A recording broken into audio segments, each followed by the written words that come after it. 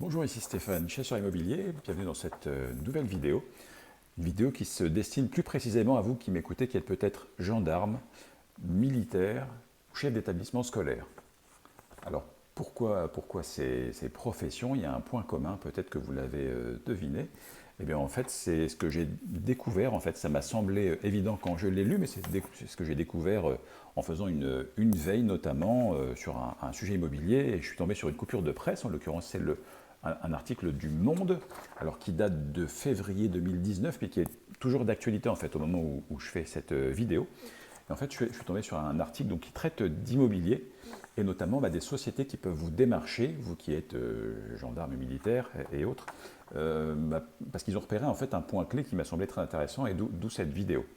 Alors le discours est, l'affaire était présentée comme un investissement pour 0 €, avec à la clé des économies d'impôts et à terme un patrimoine pour la retraite, particulièrement ciblé des ingénieurs, des militaires, des gendarmes ou des chefs d'établissements scolaires bénéficiant souvent de logements de fonction qu'ils devront quitter en fin de carrière, donc soucieux de devenir propriétaires avant cette échéance.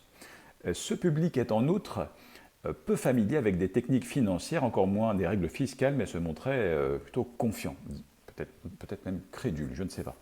En tout cas, alors, dans cette vidéo, en fait, on met le point sur le fait que, alors il y a déjà ça peut vous induire en erreur déjà, c'est que ça laisse entendre qu'un investissement locatif avec 0 €, ça reste possible. Donc ça, c'est l'exception. Ça dépend de chaque dossier, mais ça reste au moment où je fais cette vidéo, du coup, l'exception. Et si vous souhaitez faire une opération avec 0 € d'apport, sans même avancer les frais de notaire, un emprunt à 110% comme on l'appelle, il y a de fortes chances que votre projet n'aboutisse pas. Donc sachez-le, il faut prévoir un minimum d'apport en ce moment. Premier point.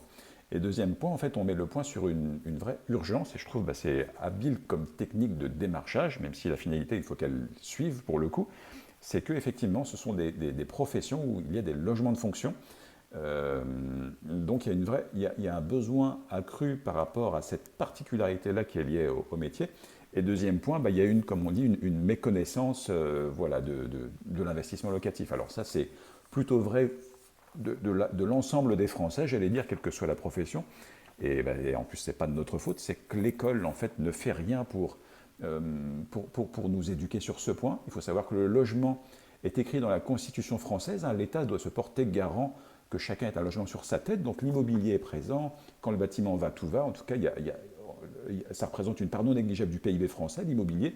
Néanmoins, c'est ça la bizarrerie, c'est que ça ne nous est jamais enseigné dans tout notre parcours universitaire, que ce soit au collège, que ce soit au lycée, jamais l'immobilier n'est abordé. Donc quand il vient le temps de se loger déjà, c'est difficile, on peut faire des erreurs, mais alors parlons pas de l'investissement, qui en plus génère des craintes légitimes, des peurs de locataires, de gestion locative, d'impayés, de dégradation et d'impôts, que sais-je encore.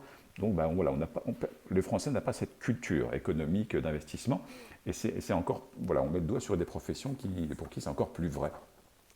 Et je le vois également dans mes clients. Alors moi, je suis chasseur immobilier, j'aide principalement les chefs d'entreprise et par ailleurs les expatriés à investir en France. Et donc d'ailleurs je le vois parce que je ne suis pas sollicité par ces fameux gendarmes militaires ou chefs d'établissement scolaire. Donc ce qui est écrit en fait correspond bien à la réalité de mon terrain, puisque je ne suis pas sollicité par ces personnes. Ce qui veut dire que sans doute ces professions, et encore une fois, ce n'est pas de leur faute, mais elles ignorent même qu'il existe des aides, c'est-à-dire des personnes dont c'est le métier que de trouver des biens immobiliers, de les qualifier et de faire une prestation clé en main sur de l'immobilier ancien à rénover en gérant les travaux, etc. Donc voilà, c'était ce point que je voulais mettre en exergue dans cette vidéo, puisque ça a été relevé par Le Monde, et encore une fois, c'était plutôt inattendu. Donc vous qui m'écoutez, qui êtes gendarme militaire ou chef d'établissement, je vous invite à vous éduquer par vous-même. Dieu merci, il y a beaucoup de supports aujourd'hui, que ce soit sur Internet, dans la presse écrite, des livres également, tout à fait intéressants et instructifs, à sélectionner vos sources, bien évidemment, que ce soit aussi sur Internet, c'est important, et puis à regarder finement ce qu'on vous propose, à le comparer, et puis à aviser en quelque sorte. Voilà. Merci pour pour regarder cette vidéo. Bah, si le contenu de cette chaîne peut vous y aider, avec plaisir, vous pourrez télécharger d'ailleurs un PDF, c'est la fiche des 35 questions qui sont utiles pour qualifier un bien. Hein, je viens de vous parler le fait de visiter, de qualifier. Bah, ces questions peuvent vous éclairer sur les questions à poser à un vendeur, à vous poser à vous, avant d'aller visiter, ou pas d'ailleurs, à la lumière de ces questions, ça vous évite un déplacement. Et donc ça peut aussi vous aider. J'invite également à vous abonner à la chaîne YouTube. Il y aura d'autres exemples aussi de petites annonces qu'on voit sur Internet dans lesquelles vous pourriez vous lancer de manière fiable en fait, hein, sécurisée. C'est le but de l'opération et rentable. À bientôt dans les prochaines vidéos et vous pouvez aussi aimer cette vidéo si c'est le cas. Au revoir.